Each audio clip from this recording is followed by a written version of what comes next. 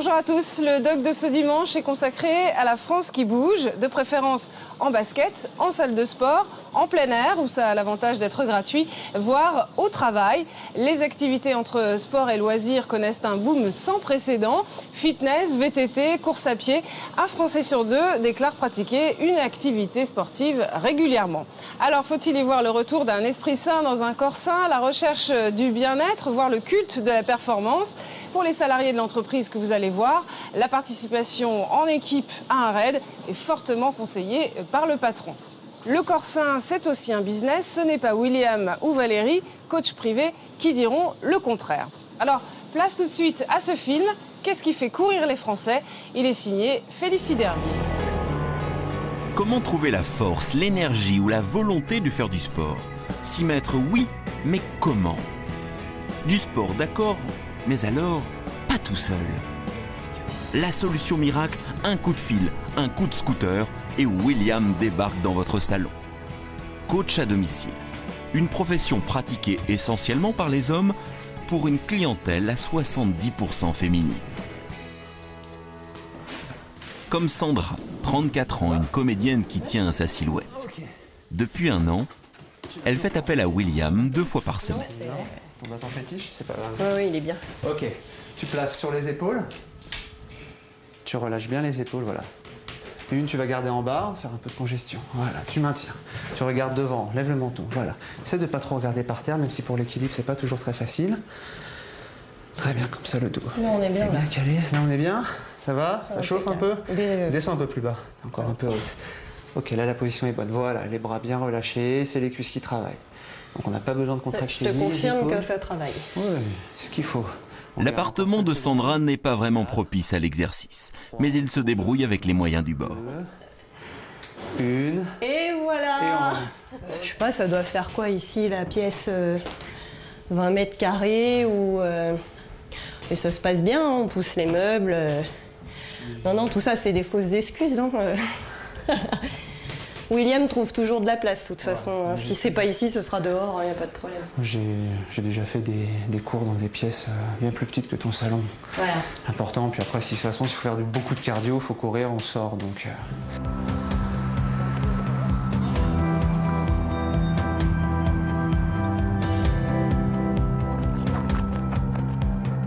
Là, dès le départ, on voit dans les premiers rendez-vous s'il y a un feeling qui passe ou pas. Et après, si ça passe, ben, forcément, des fois, ça devient même de l'amitié. C'est vrai qu'il y a un vrai lien de complicité qui se crée. Et c'est ça aussi qui aide justement, en plus, la personne à progresser. Ça va? Ouais. Ces cours particuliers dans la bonne humeur ne sont pas à la portée de tous. Mais à 50 € la séance, Sandra y trouve son compte. Je resterai comme ça pendant des heures. Très bien.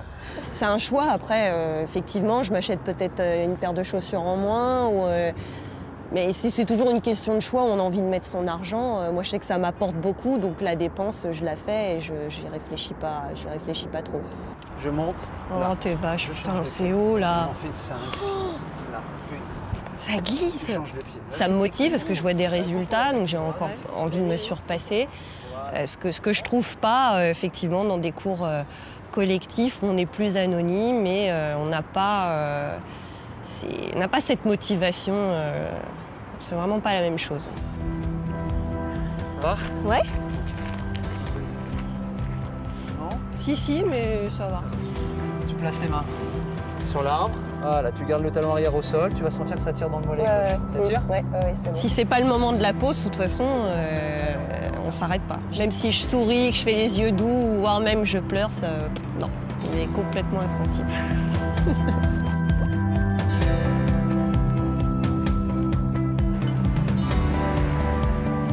C'est une vie qui est un peu speed, parce qu'il faut réussir. Le plus difficile, c'est savoir qu'on va se coucher très tard et qu'on va se lever très tôt. William, lui, est un passionné. Il a fait du sport son métier, mais pour lui, cela reste avant tout un plaisir solitaire. La seule activité physique assez intensive pour moi, qui va me permettre justement d'avoir ma dose d'effort et pouvoir me défouler, avoir ma dose d'endorphine, ça va être de venir m'entraîner tout seul avec mes charges à moi et voilà. Et puis d'être tout seul un peu aussi, m'entraîner tout seul, ça fait du bien, puisque toute la journée je vois du monde. Là, c'est aussi, même si là on voit du monde, mais bon, on est un peu dans son monde, on reste dans sa bulle quand on est soit avec ses haltères, soit sur la machine, ou soit même quand on court dehors tout seul. Donc ça fait du bien aussi.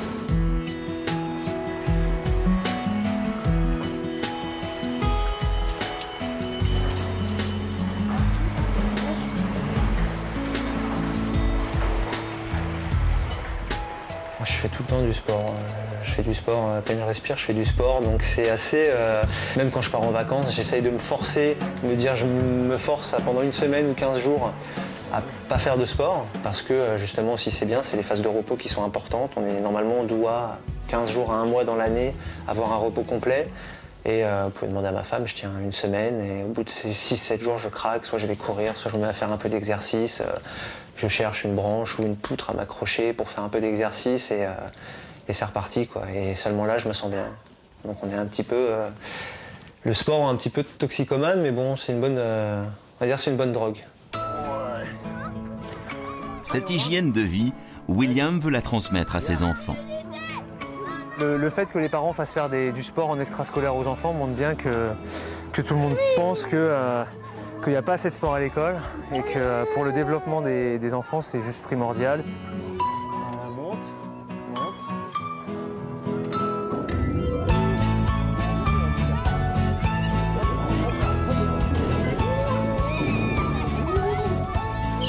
Hop là. Ah, il est rigolo, le gars. C'est rigolo, t'aimes bien faire du toboggan avec ton papa? Oui? Est-ce que tu fais beaucoup de sport avec papa? Encore? Allez. Et pour ceux qui n'ont pas la chance d'avoir un papa coach,